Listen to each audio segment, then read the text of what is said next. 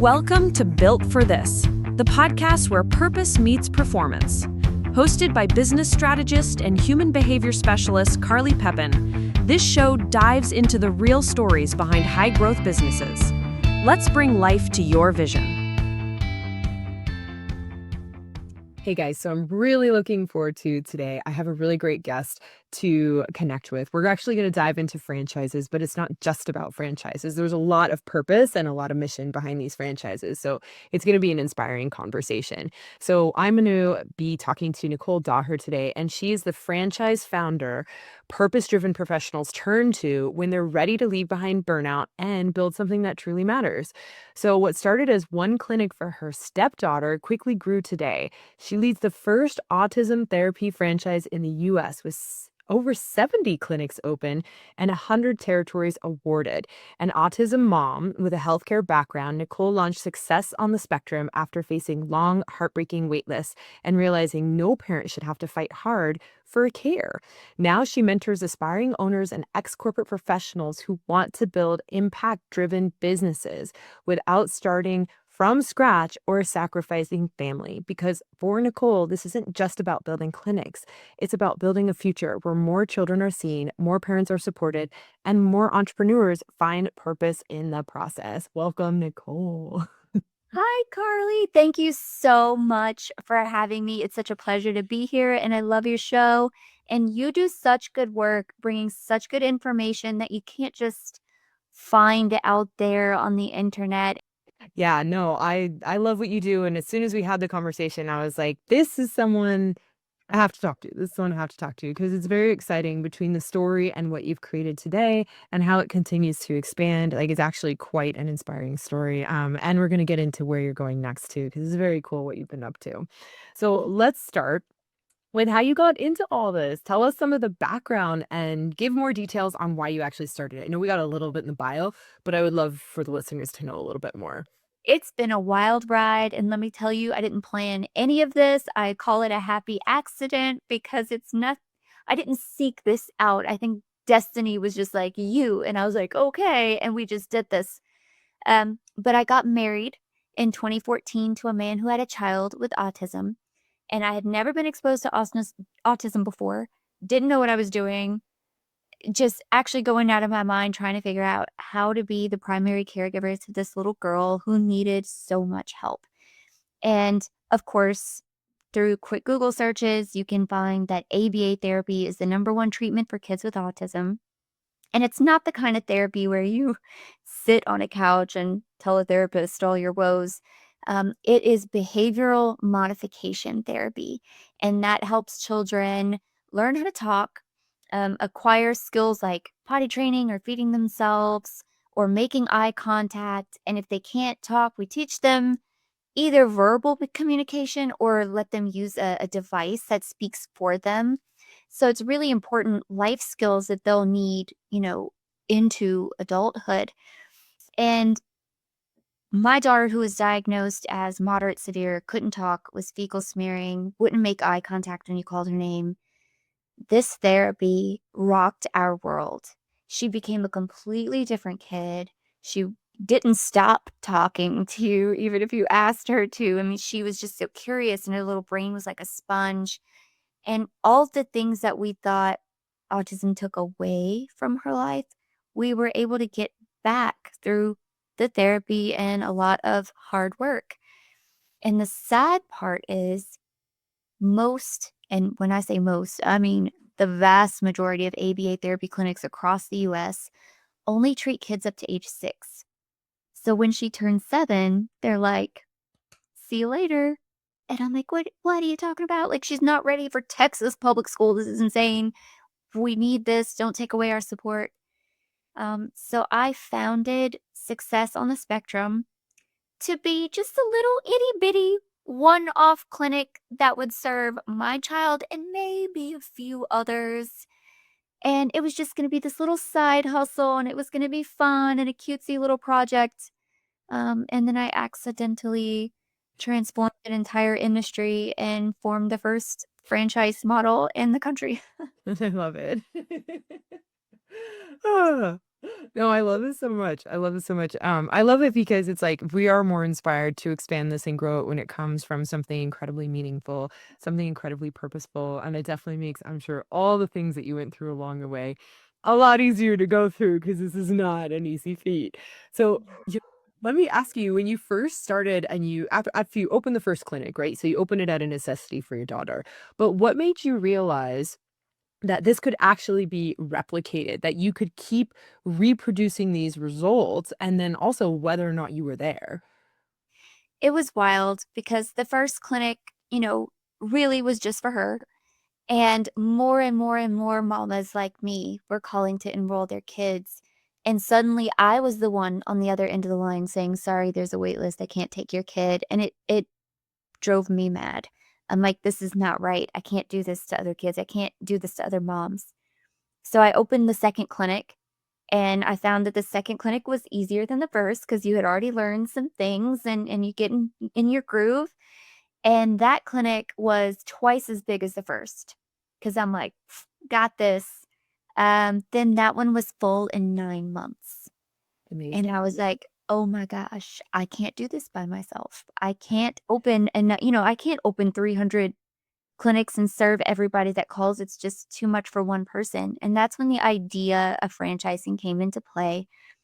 And I think the reason why most people don't open their own business, just any kind of business, is because of the fear of the unknown.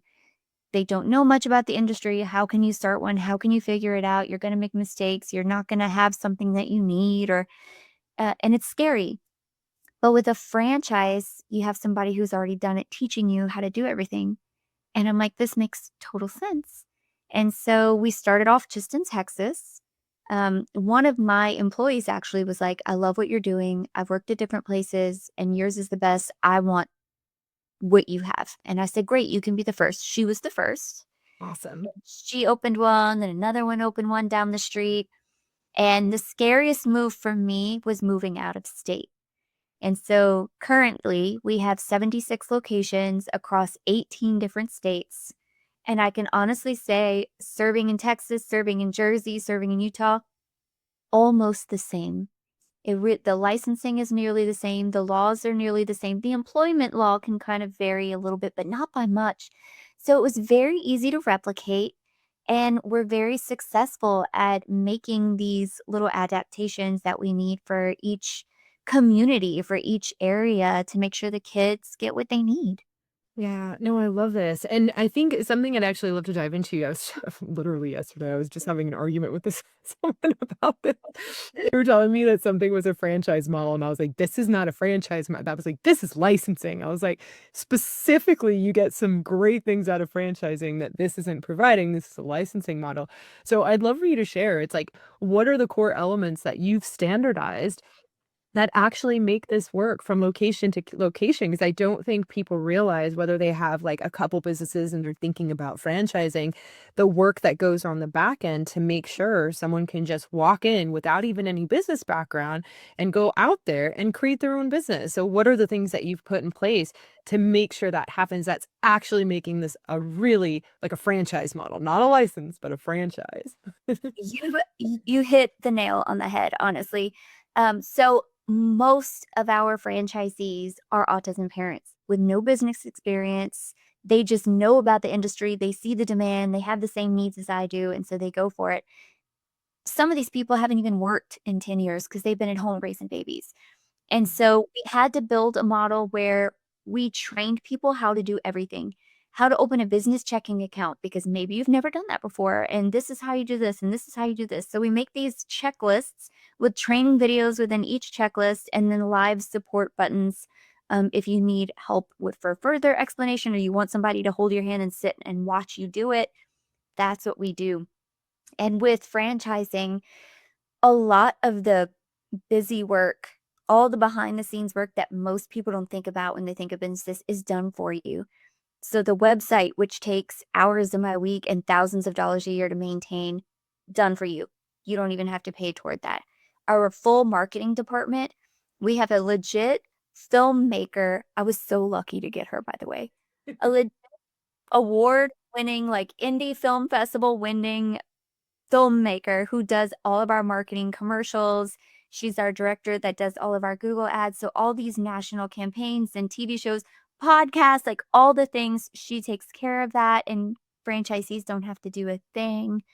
And just all these little, like the reputation management companies, if you get a bad review, that gets taken off. All these little things that would nickel and dime you to death if you were doing it on your own. We all as a big group can easily afford to have all the things. The software creation that we've done, the automated systems that we were able to put into place to make things easier and quicker and less prone to error. Mhm. Franchising is honestly amazing. Yeah, no, it is actually quite incredible, and it's one of those dynamics where I love this too because if you don't have your business structured properly, if you have a couple locations and it's not structured properly, you're not going to be able to get into franchising. Like part of it requires you to have all of that organized, structured so much on the back end, the strategies, the systems, the all the little operations manual in process or completed to such a degree that you could just pass it on to someone and they could just go out and get started. And it is one of the things that I love about franchise models is it gives people the opportunity to start their businesses if they don't love doing that stuff, which a lot of people don't. Yes, I have made all the expensive mistakes for the franchisees. So you don't have to make those mistakes too. Oh, no, it's totally true. And let me ask you as well, because how are you balancing all the autonomy between each location? So, how are you enforcing that consistency so that if someone goes to a brand per se in New Jersey, it's going to be similar to the one that even you started, like your original location? What do you have in place for that? That was difficult for me to it was one of my biggest fears, like Yeah. somebody, some outlier far away from me where I couldn't get to them would be acting a fool and make a bad name for the rest of us. Uh, but I think because we're so particular on who we let into the system, you'd be surprised how many people we turn down. I think you have to have the purpose driven mindset, not the profit driven mindset. And, everybody needs money, of course, but if the priority is the kids, you really can't go wrong. But we have 4 behavior analysts on staff currently with SOS Franchising, and we do biannual audits for each location. So we will actually step foot into the clinic and we monitor because as CEOs, I don't know what my clinician is doing. Like I don't have experience and I can't read a graph Mhm. like she can. So our behavior analysts go in and grade and review all of the paperwork and programs and progress that the kids are making, and they make suggestions on how to improve. And they love the performance review and the feedback, and we offer additional training on things that they're struggling on. Some people are really good with younger kids, but not good with the older kids or the more severe kids or the aggressive kids. So there's always stuff to learn, and I think the analysts throughout the country are really loving the support that they don't get from a private equity owned company. Mhm. Um, the fact that we do audits makes sure that everything is so consistent, which makes it so much easier when a staff member wants to transfer or a client moves away and wants to transfer to a different location because everything is run the same. Yeah, absolutely. No, that's actually it's a really good point and it's really beautiful. And it's interesting because it's like those again with franchises, it's if you don't have those specifics in the business model running so efficiently, like it kind of all trickles down and fall apart. And it's the same as you're talking about, it's all the same things that we do in the corporate offices. You want the right people in the right seat. So you're not going to hire the wrong person to run a franchise. You want someone who's inspired by what they do, while simultaneously, that you have it all set up to be like, hey, I can take your inspiration and help you make a profit off of it. And then also having the reviews, which is like having employee reviews just to make sure everyone stays on track. Because even if we hire the best people, I mean, it is what it is. Sometimes even life happens and things might fall through the cracks. So when we have those reviews in place, like it just gives people the opportunity to make sure like they're staying on top of their game. Because it's true. It's like the people on the other side of this, we've got kids and families that genuinely rely on the service. And I think sometimes people forget that, like how important it is to have all these things meticulously done, not just in franchises and in businesses, because your product and service, the way that it impacts someone's life, no matter what it is, if someone's buying it, you're making an impact. And it's like, man, if you have all this in place, it makes sure that that person on the receiving end is really getting the best of the best. It does. And I really, my goal for the franchising company is to open as many clinics as possible to create access to all these kids that don't have the ability to enroll in programs. But the secondary purpose I have, to your point, is want all these other existing ABA companies to compete with my quality. I want them to become better companies because I am setting an expectation with all of the parents that have been to my clinics that this is the way it should be. And the kids deserve the best. It will change their lives. You can't skip out corners on this type of thing. No, absolutely. Absolutely. No, I can definitely see that's amazing. Well, I'm grateful that you're doing that. So I love.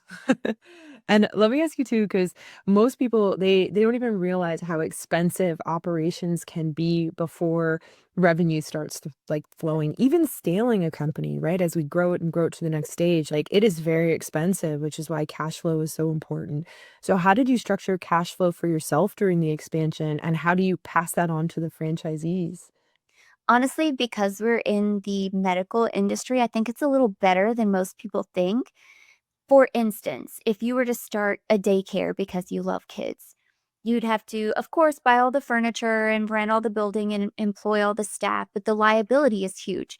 You have one staff member with like 15 kids, they can't watch them all and help them all walk. Somebody's gonna fall and bust a lip and hit a wall or make a boo-boo. And it's scary as an owner. That's the scariest part. Like I can make the money as long as I don't get sued. And that's hard. And then you have parents that say, "Oh, I lost my job. I can't pay the tuition." And they don't pay their bill. And then you get stuck saying, "Okay, we just served this kid for several weeks with no payment." And it's hard. That cash flow isn't there. But for the medical fields, we are guaranteed to be paid by health insurance. So mom and dad don't have to be rich and have a bunch of disposable income. And if dad loses his job, the kids are still covered by Medicaid. So it's a lot more financially stable for us. And when you get in network with an insurance, you have a contract with them. And it says, I will pay you within 30 days of you submitting a medical claim. And usually we do get paid faster than that. In addition, the liability for this business is much lower because we're one-on-one. And that's the biggest difference between Mhm. school and us in daycare. Each kid gets their own tutor, so you can give them individual attention all the time. There's less liability, less boo-boos, less falls because you have a person, each kid holding them up at all times, and you never get stiffed on the bill. The best part about it is that with a daycare, and daycare can be expensive, right? Yes. Daycare, maybe $2,000, $3,000 a month if it's a really crazy daycare. For ABA therapy, we get paid $10,000 a month by insurance for each kid. And Mhm. so if you have just 10 kids in your clinic, you're pulling six figures a month in revenue. You're getting paid 2 weeks after you submit the claims. And it's very consistent. It's very stable, almost recession proof, if you want to say that, because Medicaid is always going to Yeah, be there. it's still there. So cash flow is a lot easier for us than a Pizza Hut or a daycare. And nothing against, I do love pizza. We all love pizza. So this is cool too, because is that something when you started to develop having the one-on-one dynamic, was that something that came from the experience within the clinic, or was it also combined with, hey, like now you realized I could go through this with insurance and now we can afford it? Was it kind of a simultaneous thing? Because that's a great opportunity to have that one-on-one attention. The one-on-one attention, wasn't my idea. It started in the industry about 20 years ago when they discovered that the gains that a child had, was so much greater.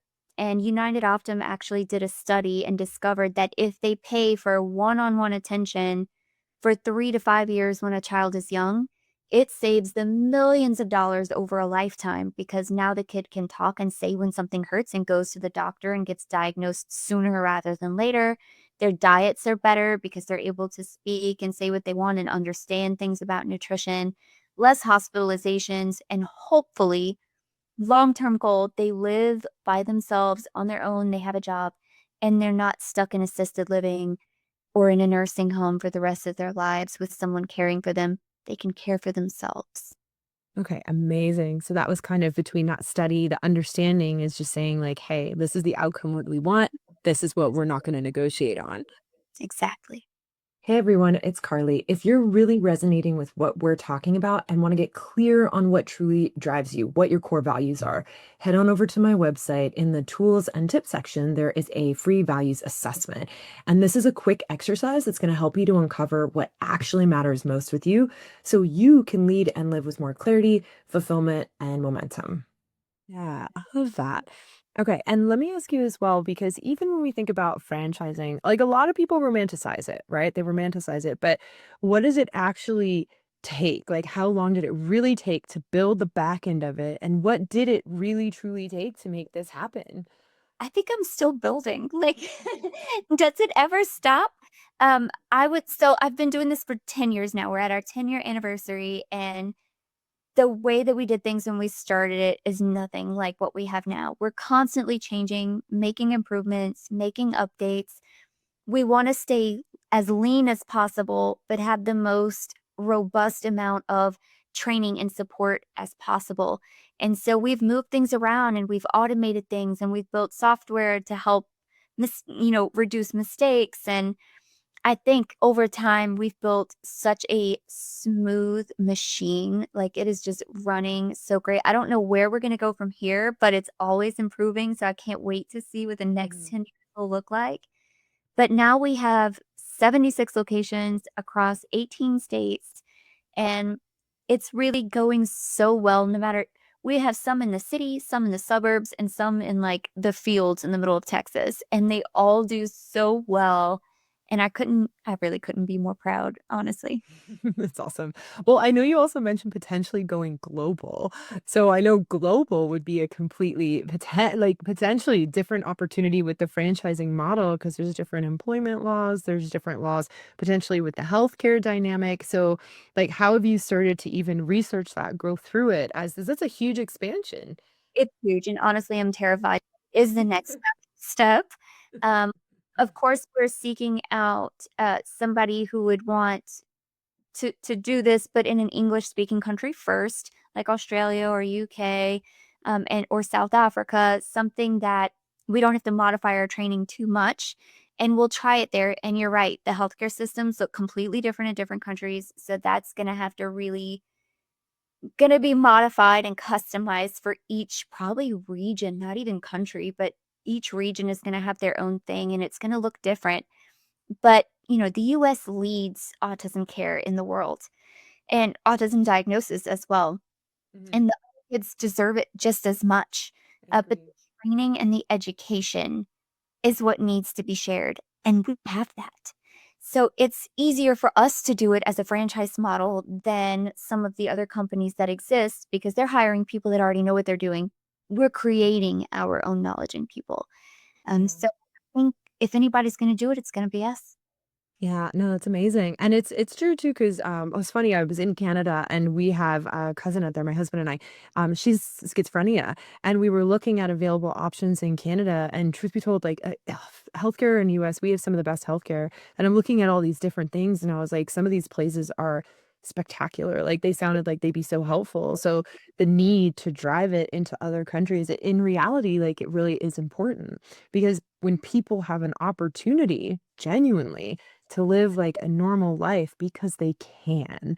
They can with the right care. Like it's a pretty great opportunity to like bring that to your country, bring that to your place and just expand on that because there is a need. I think there's a greater need in other countries. We are very lucky here. There's a huge need, and I think that it's gonna take starting off as like a cash pay service, and then eventually someone will wake up and go, "Hey, this is actually contributing to society." And Mhm. that's when the government starts taking over and saying, "Hey, we should put money in the pot toward this," and that's how it all starts. Yeah. But it's gotta start somewhere, and all the kids deserve we're not treating adults that can fend for themselves and advocate for themselves. These kids have no voice. Mm. Some of them literally no voice. And so it's up to us to provide that care for them and defend them when they can't do it themselves. Yeah, no, absolutely. And it's yeah, it's really inspiring. So it is. It's like it's not just having the business, it's having the business with a mission. And it's funny because I have a client, he's in the construction industry, but he learned very quickly that as long as he understood the insurance model to a great degree, he could literally go into all these households and after every storm, he goes and he talks to everyone. He's like, "It's time, we're talking to you. We're talking to old customers, we're talking to new customers. Let's see what's going on." Because there's so much that you can do with insurance, and I think people don't realize that. So part of it is even part of mastering this business is like understanding the insurance models and mastering that insurance models no matter what country it is in, because that gives you the opportunity to not have to worry about that cash flow to the same degree. And I think people don't even realize that. It's like, how many different ways can we create that income? What is the best source for us? And how do we master that area so that we can make sure that we're having constant revenue? Like you said, you can be recession proof, which is amazing because it's a need, and that's something that makes it easier for you, your family, just to not have to worry about. Yeah, it's Absolutely. I think it definitely does. It works best when the family is not financially burdened with that care. There's so many grants and scholarships and health insurance coverage that a person should never have to pay out of their pocket for their children to get the health care that they need. yeah, and it's all available. Yeah, and let me ask you too, because as you're talking about this, when you're going through the back end, when you're building it, what are some of the key performance indicators, the metrics that you're tracking and constantly paying attention to just to make sure things are running smoothly? Like, how is it that you're like, what are your favorite things to track in this business to ensure it's growing? I love that. So there's actually 2 facets that I look at. One is the administrative side and the other is the clinical side because we have to track clinical quality as well as profit. And so for the administrative side, I love looking at cash flow because that is the best predictor of how you're going to do in the future. But I also look at staffing factors. We look at the education levels of our staff. We track the turnover of our staff because the longer they stay, the more they know and the easier things get and the higher quality care that the children ultimately receive from these people. So that's one of our main goals to reduce turnover, not just for quality, but it does help the bottom line. You're not having to train new people because that It's costs money. very yeah, it's very And costly. Yeah. for the clinical side, we actually use a software that graphs behavioral data. If the child throws a tantrum for 6 minutes today and 3 minutes tomorrow, and of course, we look at a much longer timeline when we're gauging progress. But those sorts of things we actually graph and visually see is whatever behavior modification program we're putting in place for this kid, is it working? Mhm. And if it's not, let's try something different. We're not going to waste more time trying to force a square peg into a round hole. We're just going to try something new until we find a way that helps the kid in the way that they learn, because every kid's going to be different. Okay. No, that's amazing. And I think it's really helpful for people to hear because the KPIs are specifically structured around the exact results you want. Sometimes people get confused with like KPIs and they just set them for fun. But if they're not structured around the specific results you want and they're not measuring what it takes to get there, like they're just really not great. So these are great examples because they're measuring exactly what it takes to get to exactly where you want to go so that there's no uncertainty where, yeah, if you see a gap, you're like, something's going on. This is where there's some refinement. I agree. I'm very type A, so I do love a good spreadsheet. I do love a good graph. It makes me happy. I know you're like, this is amazing. Yeah, it's my jam.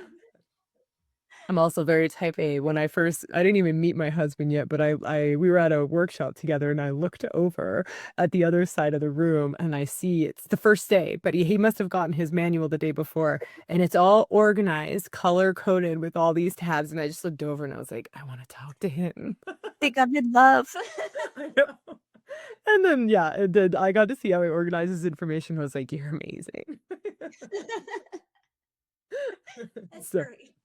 it's that personality. But when you apply it to business, it's really freaking helpful. It's very helpful. It could probably destroy some people's lifestyles, but I think I have just benefited so much from this, personality type that it really if you're good at making lists and making structure, you're the person that needs to be in the franchisor's space because that's 100. about, like, let me prepare this for you because some people just aren't able to do that. Yeah, yeah. So type A is definitely franchise models. Yeah. I love it. And let me ask you, because how do you keep up with everyone? So you're at the top, right? And so do you just connect with your like management team? Like, how does it work where you're kind of keeping tabs on everyone? What's the communication channels that you've put together? All those things. So as a type A personality, I hate this whole process of open a ticket for support and we'll get to you. Can't stand it. When I have a question, I want it answered now. If you don't answer me in 5 seconds, I'm like, "What are they doing?" I died during the dial-up era. Okay, I'm showing my age, but you just see it happen now. So we have an instant chat where each location has its own group chat, and all of my support team, both clinical and administrative, are part of all of these chats. And we have several people dedicated to just answering chats all day long, and other people are dedicated to the video meetings that we set up to walk you through things and share screen and show you how to do things. So everybody gets those answers nearly instantly. And this is what scares me the most. And I'm like, Mhm, right now we have 76 locations, which is very manageable. mhm. And I know everybody's names and their wives' names and their kids' names, and I've seen their dogs and I've pet them, and we go to dinner when I fly around the country and see everybody. But eventually, I'm so scared that we're gonna get so big, I'm not gonna know names anymore. Mm. And that makes me sad. But I have such, and I have to brag, I have such a good team. Like, genuinely, the very first technician that I hired back in 2015 to work with my daughter is the director of onboarding for the franchise. The first BCBA I ever hired is director of training. All these people have built this with me from the very beginning, and they have just as much ownership in this as me. And this is their baby too. And I can honestly say if I step away right now, they will keep it running the same and love it just as much as I do. And Love that. divide and in order to franchise, you have to have that. You can't do everything yourself. You have to rely on a good team, and everybody has to be in such good communication and just always working toward the same goal. And my team, honestly, we do that. Yeah, no, that's amazing. And it's a really great example of just a creative way to create these daily communication channels to make sure everyone is sharing not just questions they ask, but maybe problems they have too, because these are the ways that we catch things in businesses faster. Like without those communication channels, like something could fall in the cracks. And then all of a sudden, 6 months later, you're like, why didn't we know about this? So it's And an we are amazing so nosy. Like, we will look into your stuff, and if we see a dip in anything, we're like, "Hey, what's up? Tell us what's going on. Let's see if we can fix this." And I think it makes all the difference for a new business owner that may not see things the way that we do. Like, "We're here. Let us help you fix this." Like, "Do you need me to fire somebody for you? Come on, tell me, tell me, tell me." We'll do I've done it before. I could do it again. We're it. here for you on your first fire. We are, and it's so heartbreak the first person you fire. Oh gosh, Heartbreak. it's so hard. Yeah, the It's so standing hard. after 10 years, I'm like, "Get out." 'Cause if it's bad for you, they shouldn't be there, and you can destroy everything with one rotten apple. And simultaneously, because I've done both ends of the spectrum. I've worked with the business owners who hate firing, but I've also gotten to work with like the executives and stuff who got fired. Just so you know, they also, if they got fired, that means they're not engaged, they're not enjoying themselves, and you're keeping them trapped at that company. And all I do is I go a couple questions with them to help them realize, oh, I did not want to be there. Thank God I got fired. So Yeah. it's also a disservice to the person. It is, like, everybody does not have to be miserable, you know, and No. want it to run smooth, you want it to run well, you want your staff to be happy, because that's what makes that good morale and helps if everybody's happy at their job, they're so much more productive, and the kids are happier, and you can see that. Yeah, no, this is cool. And I think like with your business, because people are so engaged, it's also, you're saying it, they're engaged in the vision, right? So the vision of the company, we're helping kids with autism. We're not just helping them, we're also helping their families. We want to make sure that they go out and live a normal life, right? So that's a huge vision. And it's something that's very clear. Are there ways that you also share in the company different milestones or celebrate things just to keep people even more connected to the people on the other side? We do. So we, in addition to the individual locations having that instant chat, we also have one big everybody group chat. And it's really incredible to see, when I started the company, I was satisfied because my daughter got what she needed. And then when other kids started meeting milestones, I relived all those moments through them with my daughter over and over again. And now I get to see that they are having their own moments. The franchisees are having their moments. And so just now, right before we got on, someone messaged a picture of a bunch of kids riding a yellow school bus for the first time because one of the little boys was obsessed with school buses, but he's probably never going to go to school. Yeah. So they rented a yellow school bus and took a field trip to the zoo just to give him that experience. And he never really talks, and on that trip, he said, "Oh my god," and that's one of the first full sentences that he's ever So cool. so happy, and you're like, "I did this, like, I gave this to that kid, and the mom was crying, and the staff is crying, and everybody's crying, and it's a good time," you know? But it's very easy to keep morale high in a business like this, Mhm. where you look at a technician who is working for $16 an hour and you're like, "Look what you just did. This Mhm. kid made their first friend because you helped them connect, and you just helped him eat with a fork for the first time, and he just said his first word, and he just went to the potty for the first time by himself." These are huge moments, and if you like working with kids, then this is everything. It's nothing but good Yeah. things. No, that's amazing. And it's just a reminder, like in any company, it's like to share those small success stories because it's not small, it's huge.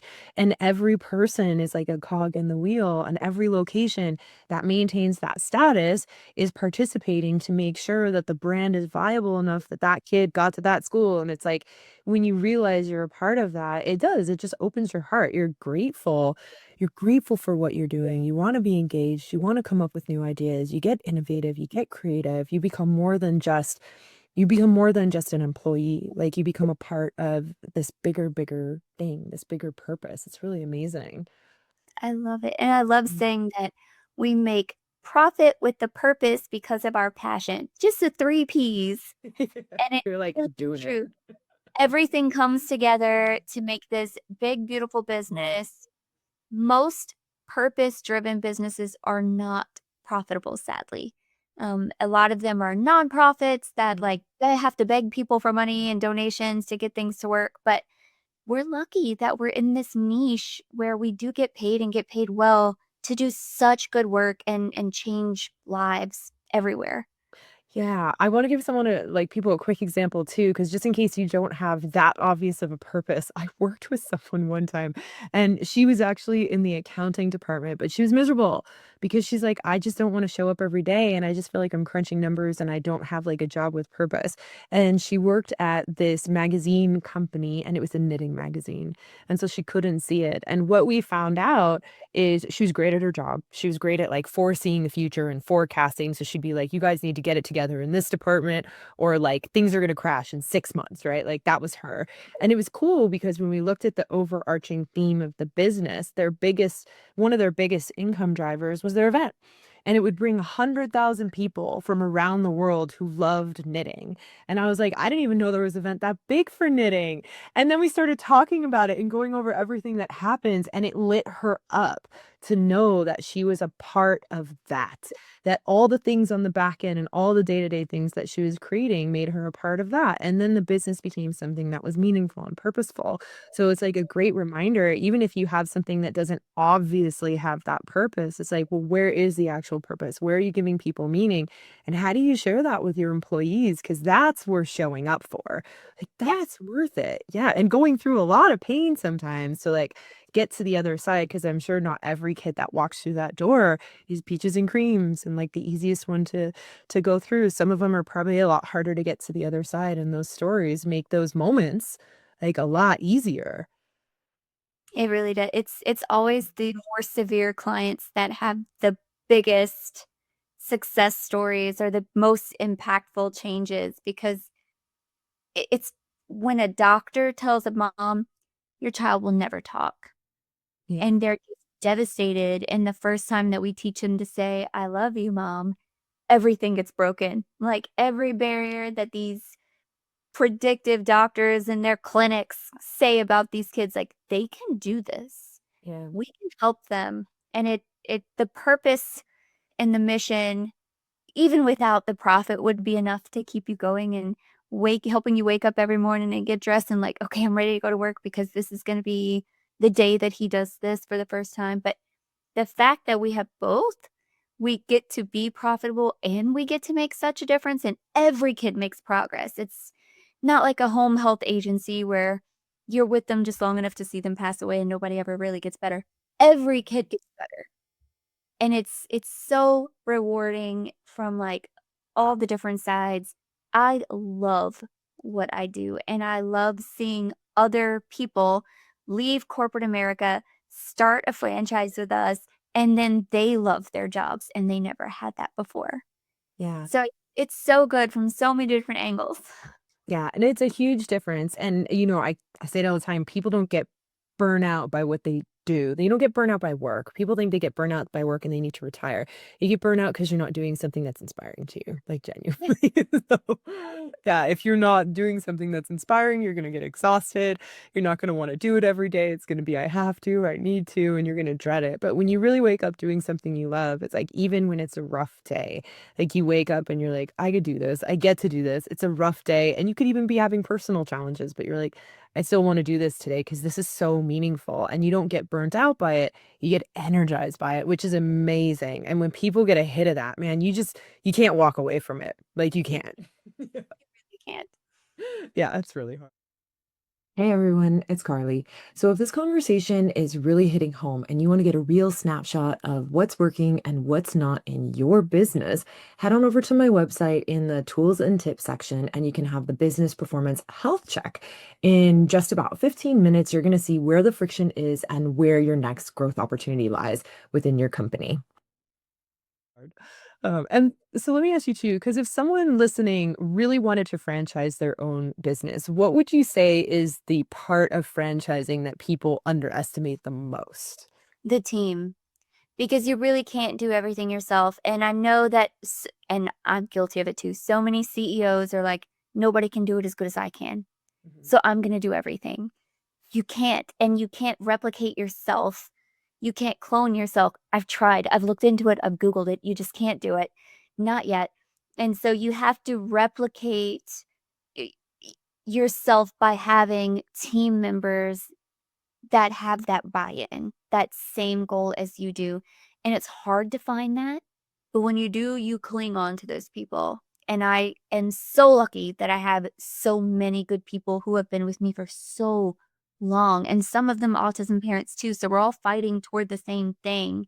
But it's hard to get that in some other business and industries. Not a lot of people get excited about tacos the way that other people do, or accounting the way that other people do, right? So it's got to be, you got to find the team that has the meaning driven purpose as you do. Yeah, no, I love that. It's funny because you mentioned like people don't get excited about tacos sometimes like you do.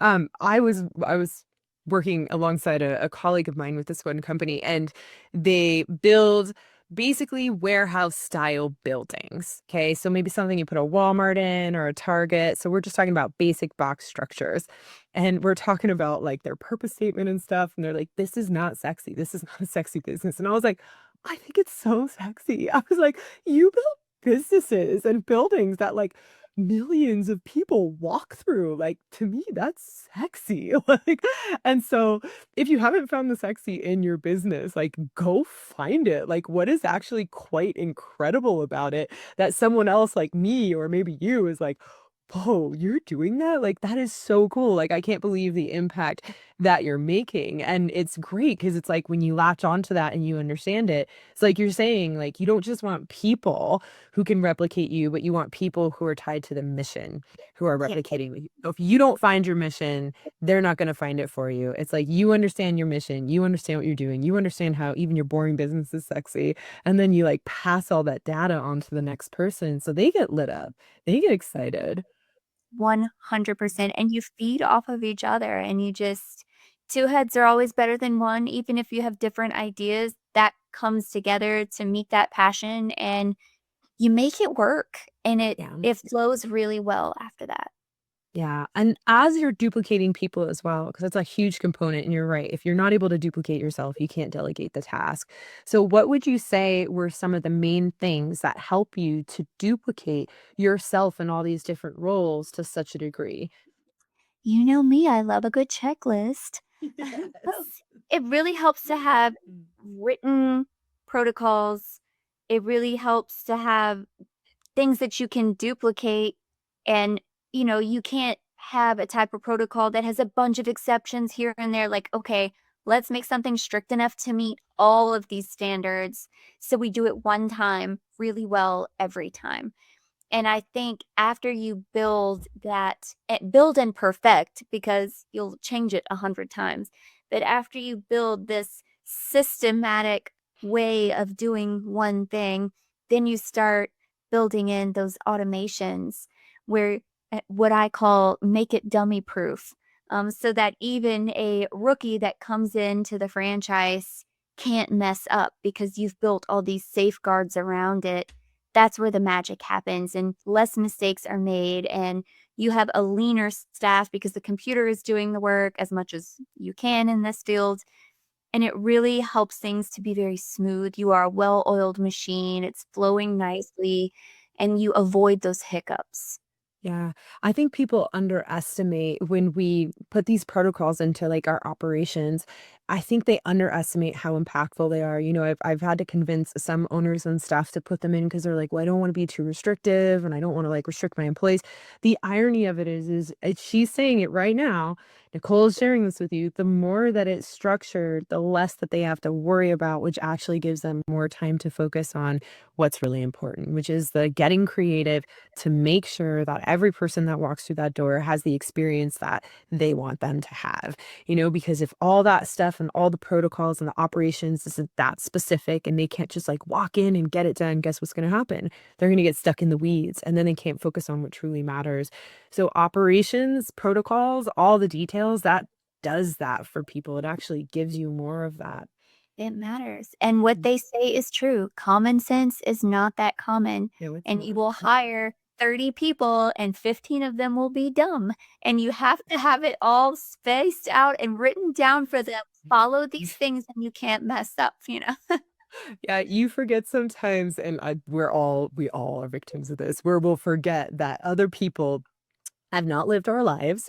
They do not understand. Like they have different lifestyles, different backgrounds, different education. And when I think something is common sense and someone walks in, I'm like, how do you not know that? Like I actually look now and I go, how do they not know that? And then I look at my life and I'm like, how would they know that? Like, what am I thinking? Yeah. There have been way more microwave fires than I want to admit, and I'm like, Yeah. "You live alone. What's making sure you don't kill yourself? Why did you just put this foil in the microwave? Tell me you knew this." But it's And true. people don't. Yeah, They people don't. don't They understand. don't know. Yeah, and that's like the smallest detail. That is the biggest detail because if you're not telling people not to do it, something's gonna burn down, literally. Not figuratively, Charlie, literally. Yeah.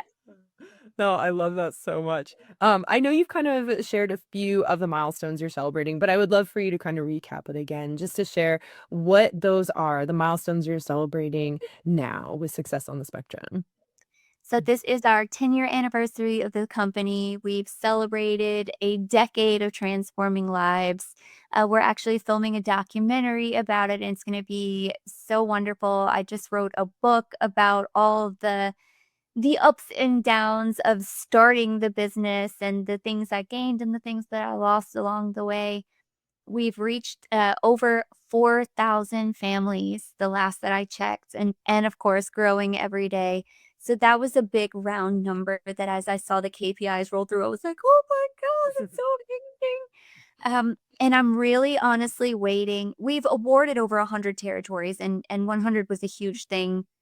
In the franchise world, if you can get 100 people to sign that franchise agreement, you've made it. You're not gonna flop, right? So that was huge for us.